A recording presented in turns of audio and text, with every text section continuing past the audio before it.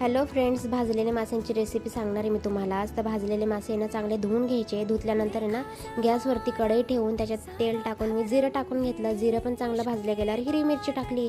हिरवी मिरचीसुद्धा चांगली भाजून घेतल्यावर आहे ना कांदा टाकला आहे. कांदा पण चांगला आहे ना मिक्स होईपर्यंत भाजायचा आहे. मग त्याच्यात थोडंसं लसूण टाकलं आहे. लसूण पण चांगलं मिक्स झाल्यावर आहे ना त्याच्यात जाड तिखट टाकलं आहे. जाड तिखट पण मिक्स केल्यावर आहे ना थोडंसं त्याच्यात मसाला टाकला आहे. मसाला टाकून त्याच्यावर आहे ना हळद टाकलं आहे. हळद पण चांगलं मिक्स करायचं आहे. हळद टाकल्यानंतर आहे ना बारीक तिखट टाकलं. मी बारीक तिखट टाकल्यावर आहे ना कलर येतो म्हणून बारीक तिखटसुद्धा टाकलं आहे.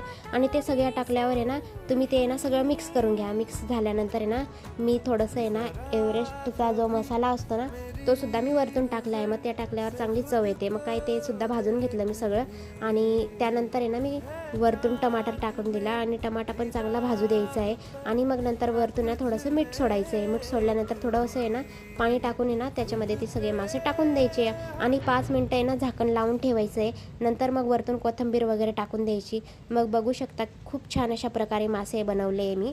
तर तुम्ही सुद्धा असे आहे ना मासे घरी ट्राय करू शकता.